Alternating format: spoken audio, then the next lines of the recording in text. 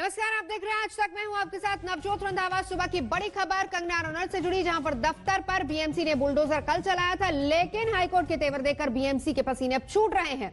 BMC को आज अदालत को यही जवाब देना है और इस बीच महाराष्ट्र की उद्धव सरकार शायद अब इस मामले को तूल देने के मूड में नहीं है। तभी शरद पवार और उद्धव ठाकरे के बीच बैठक में इसी मसले पर कोई चर्चा नहीं हुई।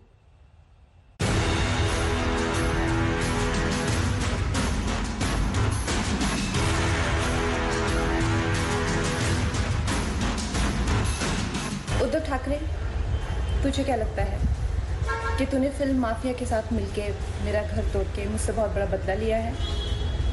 आज मेरा घर टूटा है, कल तेरा घमंड टूटेगा। तेवर सख्त हैं, जुबान आग उगल रही है। बीएमसी ने जो किया उससे न सिर्फ कंगना नाराज हैं, बल्कि बॉम्बे हाई कोर्ट भी हैरान है। आज बीएमसी को अदालत के सवालों का जवाब देना होगा। बॉम्बे हाई कोर्ट ने पूछा कि बीएमसी को कंगना के दफ्तर पर कार्रवाई की इतनी जल्दबाजी क्या थी।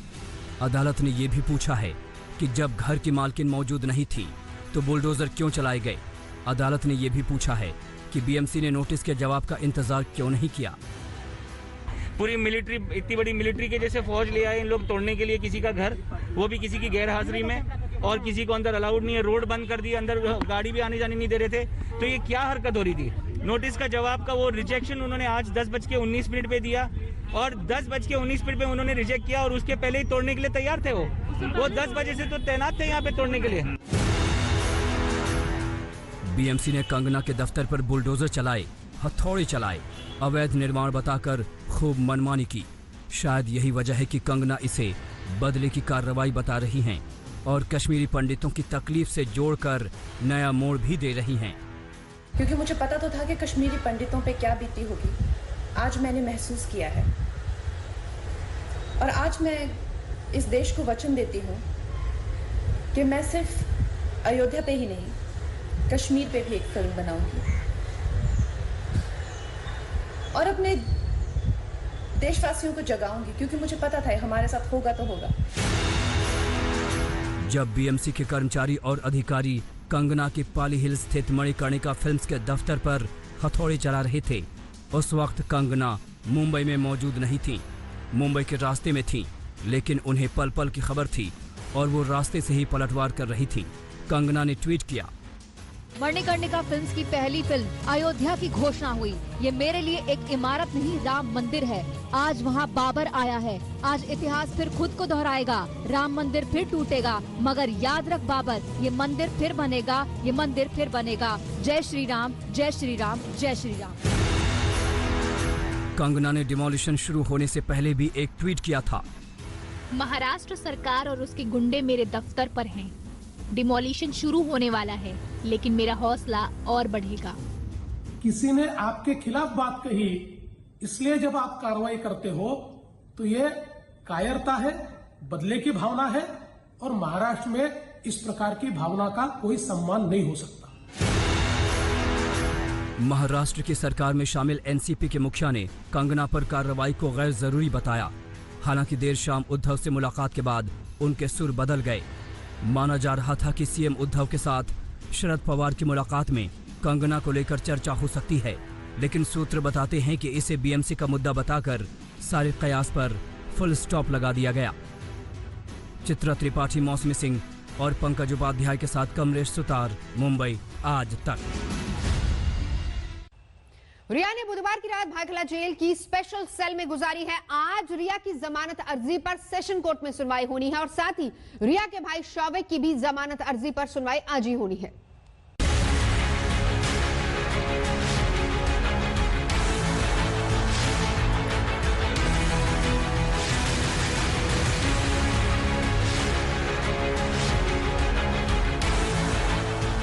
रिया की दूसरी रात भी सलाखों के पीछे कटी। हालांकि दोनों रातों में फर्क था। पहली रात यानी मंगलवार की रात रिया एनसीबी के दफ्तर में अस्थायी जेल में थी, लेकिन सुशांत केस की आरोपी नंबर 1 ने दूसरी रात भायखला जेल में बिताई। रिया चक्रवर्ती की पहली तस्वीरें, रिया चक्रवर्ती की, उन्हें यहां से हटा करके एनसीबी के लॉकअप से पीछे की सीट पर उन्हें बिठाया गया है। साथ ही एनसीबी की एक महिला अधिकारी उनके साथ बैठी हैं। रिया चक्रवर्ती की पहली तस्वीरें आज तक की टेलीविजन स्क्रीन पर तमाम दर्शकों के लिए। एक बार फिर बता दें, 14 दिनों की न्यायिक हिरासत मिली है रिया चक्रवर्ती को। ड्रग्स के मामले में उनको ड्रग्स सिंडिकेट चलाने का आरोप भी लगाया गया है और एनसीबी अब उन्हें यहां से महिला जेल ले जाने की कोशिश कर रही है। उस वक्त सुबह के करीब 10:30 बज रहे थे जब रिया को लेकर एनसीबी के अधिकारी भाईखला जेल पहुंचे। सूत्रों के मुताबिक जेल पहुंचने के बाद रिया को जनरल बैरक में रखा गया। अमूमन इस बैरक में नए कैदियों को रखा जाता है।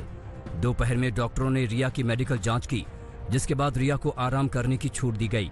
थोड़ी देर आराम के बाद शाम को रिया को जनरल बैरक के बगल में बने एक स्पेशल सेल में शिफ्ट कर दिया गया। सूत्र बताते हैं कि इंद्राणी मुखर्जी भी रिया के करीब के ही सेल में बंद हैं। रिया का सेल बिल्कुल लॉकअप की तरह है।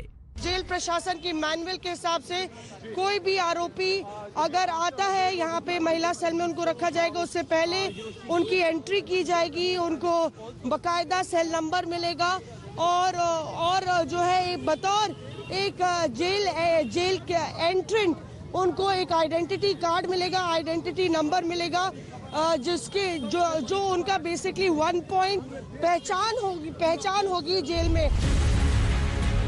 रिया ने अभी थोड़ी देर अपने स्पेशल सेल में बिताया ही था कि रात के खाने का वक्त हो गया।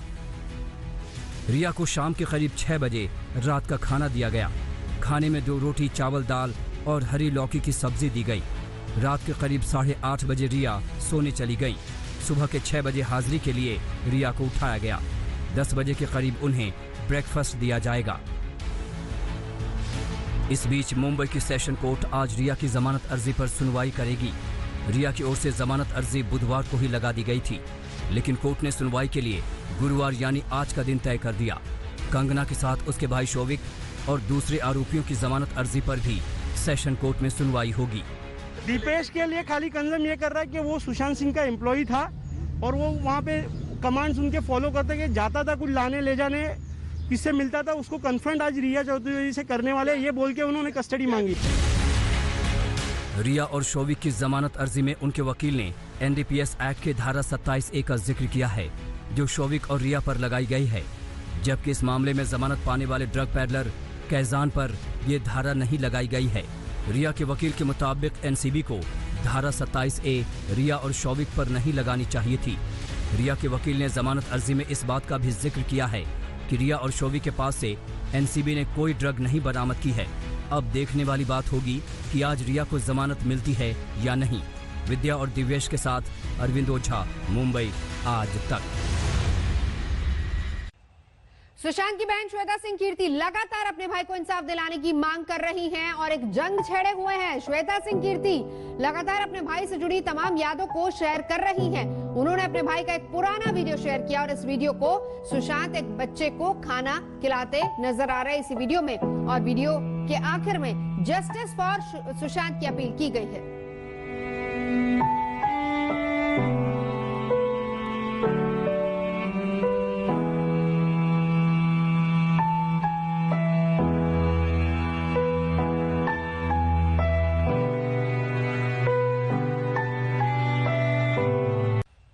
ब्रेक के लिए रुकेंगे। आज तक पर खबरों का सिलसिला लगातार जारी है। आप देखते रहिए आज तक।